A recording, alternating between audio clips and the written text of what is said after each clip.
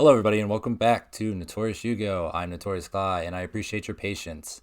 Thank you so much for waiting for this part of the video. Initially, I was going to release it as part of the previous video that hopefully some of you saw where I broke down the actual cards in the structure deck, but there were some audio issues that I was trying to work out, and it turns out that I couldn't work them out, so I just had to re-record. I really wanted to make sure this part of the video was as nice and presentable as possible, because this is me dipping my toes into the TCG content creation waters for one of the first times. And I really wanted to impress. I really want you guys to like me. Please tell me I'm pretty. So here we are at Dueling Book to show you the cool new targets, or at least some of the cool new targets. I'm sure I missed a bunch. For Bone Resonator's Foolish Burial effect or Soul Resonator Search effect. You'll see Mad Archfiend on screen right now. Everything to the right of Mad Archfiend is the interesting Mad Archfiend targets that I found. And then everything to the right of Dark Resonator is the targets for Soul Resonator's search effect. So let's not waste any more time. I don't want to keep you waiting any longer. Let's talk about some of the cool stuff that I found. So first up is Double Resonator. Double Resonator is here not to represent it as a good Foolish Burial target for Bone Archfiend. Ironically enough, weird way to start a video, I know. Double Resonator here is to represent all of your Resonators, because you can Foolish Burial any Resonator from your deck. They're all Fiend type monsters. And in doing so, you can put Resonator with the level you need in your graveyard. So you can Synchro Summon with Bone Archfiend and then hopefully Soul Resonator that you search Bone Archfiend with to get into whatever Synchro you need. And there's another cool thing that Double Resonator can do. I'm not sure how practical it is. I'm not sure how useful it is. But I really wanted to talk about it before I get too far ahead of myself. This little section here isn't me telling you need to go get these cards, you need to be playing these cards in the new build. This is me more or less just exploring all the new options and avenues available to us. I don't necessarily think all of these cards on screen are going to be the best targets for their effect. It's very likely that we're going to be getting some new targets in the structure deck or in upcoming sets. So take everything I'm saying with a grain of salt. Think of it as more of a thought exercise rather than like me screaming at you, go get these cards, go play these cards. So back to my Double Resonator thought. The Double Resonator thought, the second one, is that it can banish itself from the graveyard to target a Fiend type monster you control and treat it as a tuner this turn. The interesting part of that effect to me is that it can banish itself from the graveyard. Sorry, everybody, for the abrupt cut. This is a frequent occasion on my YouTube channel. If you're tuning in for the first time, I have a very, very friendly and loving cat. His name is Elliot, and he likes to hang out with me while I record YouTube videos. He can hear me talking in my basement, and he just runs down because he knows it's attention time. So let's say hi, Elliot, and then we'll say bye really quick, and then we'll keep on with the video. All right, bye, buddy. I got to keep recording, okay? We can hang out later. So Double Resonator can banish itself from the graveyard, which is cool. That's the interesting part of its effect, because we are getting a new monster called Bestial Dispater. Dispater? I'm pretty sure it's Dispater. It's a reference to Pluto, I think. Lord of the Underworld, stuff like that. But anyways, Bestial Dispater has an effect. When your opponent activates their monster effect, as a quick effect, you can target one banished card, shuffle it into the deck. Then, depending on who owned that card, you can apply 1 to 2 different effects. If you own the card that was shuffled in from the banished pile, you can go ahead and destroy the monster that activated its effect. And if your opponent owned the card that was shuffled in from the banished pile, you can go ahead and negate the effect. So you can basically turn Dispater into a Ghost Ogre if you have a banished card. And Double Resonator being able to banish itself from the graveyard turns on Dispater's effect, which is good. Dispater is a level 10 Dark Dragon Synchro, which is something Resonators can make with ease. It's probably not the best way to turn on Dispater, but it's just something to think about, something to keep in the back of your mind while we're exploring all the new options with new Resonators, new Red Dragon Archfiend. The next card I wanted to talk about in a similar fashion is Chain Resonator. Chain Resonator is here, again, not because it's a fantastic send, but because of what it represents, which is a light monster in the graveyard. I'm sure we're all familiar with the phrase, I'm a banish a light in a dark. That was probably the worst impression you've ever heard, but nevertheless. Chaos monsters are a thing. You have a pretty good time putting dark monsters in the graveyard. You have a pretty easy time putting lots of dark monsters in the graveyard. Putting light monsters in the graveyard can be a little trickier, depending on how many light targets you're running in your deck. And if you wanted to, you could always throw in like a little Chaos engine to your Resonator deck. You could include the 2 level 4 Chaos Dragons. I always mix up their names. I'm pretty sure it's White Dragon Wyver Buster, and Black Dragon Collapse Serpent. Hats off to me if I got that right. I always swap them. And you can always include something like Chaos Dragon Levianair. All kinds of Chaos monsters you could always include in your deck for a fun little package, fun little wrinkle, and just something to think about. There's another archetype of monsters that really enjoys having light or dark monsters in the graveyard, and that's the Bestials. Fantastic. You can send a Chain Resonator or a Light Resonator to the graveyard to turn on your Bestials to further help put Dissipator online. And then Bestials are all level 6 non-tuners, which lines up perfect with their level 2 tuners to make level 8 synchros. Something to think about.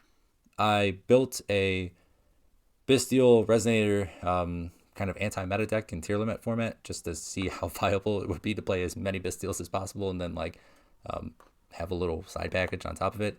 Turns out nothing was good against tier limit except for tier limit. So yeah, just kind of something to think about, that you can put attributes of monsters in graveyard that you want for whatever purpose it is. The next card is Obsessive Oovaloop. Obsessive Oovaloop is kind of here for the same reason. It can banish a monster, synchro monster, from your face-up field or graveyard if it's in the graveyard to add itself back to your hands. It can also do the same thing if it's in your hand to special summon itself. So that's another interesting way to be able to turn on Dissipator and also be able to restock a card to your hand. And it's a level 4 Fiend type tuner with 1500 or less attack. If you know what I'm talking about, you know what I'm talking about. There's a few cards that we really enjoy playing with that like that stat line. Another thing cool about Oovaloop is it's banishing the synchro monster, and Dissipator has this other effect that I didn't touch on earlier. You can target one banished light or dark monster, special summon it to your side of the field. So you can always Foolish Burial the Oovaloop, go ahead, banish one of your Dark Dragon Synchro monsters, use Dissipator to special summon back that Dark Dragon Synchro monster, and then potentially use it for another combo piece or whatever it is that your heart desires. The last target is Tuning Gum. Tuning Gum is worth consideration, I suppose. If you have everything you need and you're just looking to use Bone Archfiend's effect to modulate some levels, sending Tuning Gum from your deck to the graveyard to help make your end board a little more resilient is pretty good. It's pretty good. Those are all the interesting cards that I found at first glance by just scrolling through Dueling Book. I'm interested to hear what all of you found. Please let me know. Let me know down in the comments. Find me on Discord. I want to nerd out about this archetype as much as possible. Let's talk about it. Next up is all of our Soul Resonator targets. Your most common target to search the hand is going to be Bone Archfiend. Let's not pretend it's not. Soul Resonator, search Bone Archfiend is a 1-card combo into Red Dragon Archfiend Abyss. That's really hard to pass up, and there's all kinds of other cool stuff you can do with the 2 of those monsters. But other interesting targets for Soul Resonator search effect could be Wandering King Wildwind. Fantastic monster that we already love using. Lunar the Dark Spirit. Other monster that has seen relative niche play in Resonator decks as a level 4 non-tuner that can special summon itself. Being able to search non-tuners that can special summon themselves to your side of the field is incredible for this deck. It's something I've been asking for a very long time. And it's nice that Bone Archfiend isn't the only non-tuner that we will now have access to that can get itself on board. Going hand in hand with that thought is Magical King Moonstar. Moonstar is a little different than Luna and Wildwind because it has more restrictions thrown on top of it. I'm not going to go over all of them right here. But Moonstar is also a level 3 non-tuner, which could open up some different avenues of play. And then some other interesting utility options or potential combo pieces that I found were stuff like Sangan. You remember this little dude? Yeah, if you haven't used your normal summon, but you've managed to get Soul Resonator on field, because Soul Resonator can activate its effect based on normal or special summon, you can always get Sangan, normal summon Sangan, find a way to put it in the graveyard, and then use the Sangan search. So you can use Soul Resonator to get Sangan to further expand your search targets. Opens up all kinds of crazy stuff you can do. Again, I don't know if any of these are like the optimal choices to be including in our deck yet. I won't know until I see all of the support, but kind of crazy that we can just search Sangan for basically free. Going along with more utility cards that could come up and could see some niche play in our deck. Archfiend Eccentric, it's exiled for us, it's a really slow MST, and it's a level 4 or lower Fiend type monster. Pretty fantastic that you can just get spot monster removal or spot spell trap removal from your deck to your hand just for doing your normal stuff. Skullmeister and Token Collector are 2 hand traps you can add, which is nice because if you've got everything you need to combo, whatever that combo ends up looking like, you can always just add a little extra piece of interaction. Skullmeister is really great because activated effects in the graveyard are pretty common now these days, so very rarely is it dead, and there are formats where Skullmeister is very important to play. Token Collector is a little more niche in its scope, but if Token Archetype ever becomes popular again, Sword Soul, it's nice to know that you can search the counter to it. Next up is Bear Statue of the Abyss. We can search a bear statue? Who are we, Fluanderies? Bear Statue of the Abyss isn't the best one to be searching because dark attribute monsters are pretty common, but depending on the format, Bear Statue of the Abyss might be the right monster to search a normal summon and say, do you have an out to it? We get to pretend to be Fluanderies for a turn. That's pretty cool. I think Bear Statue of the Abyss would do pretty well against Kashtera, if I'm recalling. Fenrir and Unicorn both aren't dark. Be a great way to cut them off. Or at least ask them, do you have an answer for this before you start to play and try to answer the rest of our board. Cap Shell is also an interesting target when it's used as a synchro material. Amongst other things, you can draw a card. Great to be able to search a level 2 non-tuner that can replace itself in the hand with the draw after you use it for something on field. Fantastic. Next utility card is Salamander Catalyzer. Salamander Catalyzer has a cool effect. It can special summon itself or another fiend type monster you control to the field. You reveal Salamander and another fiend, send one to the graveyard, special summon the other. Really cool that you get to potentially put something from your hand into the graveyard that might get you value, or even put Salamander into the graveyard, because you remember that little card I talked about, that little stat line I referenced in the previous video? Fire attribute monster, 200 defense, rekindling. Soul Resonator is a rekindling target, so that might be something worth exploring to see if we can go all out with rekindling, or at least something to be able to keep our eye on.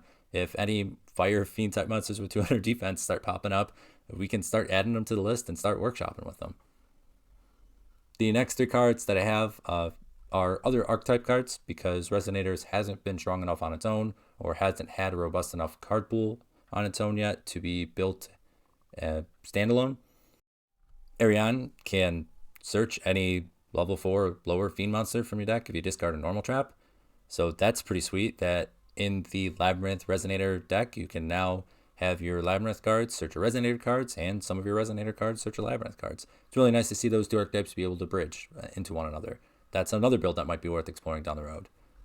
Cerzio represents Evil Eye.